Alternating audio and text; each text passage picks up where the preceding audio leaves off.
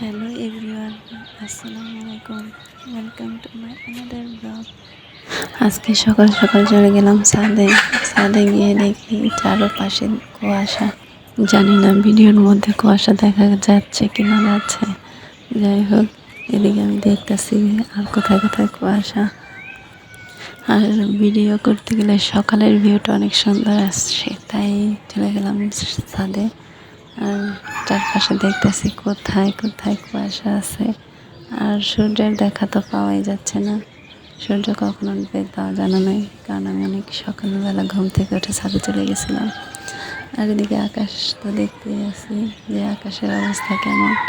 যাই হোক, এদিকে আমি আবার চলে আসলাম ক্যামেরার সামনে।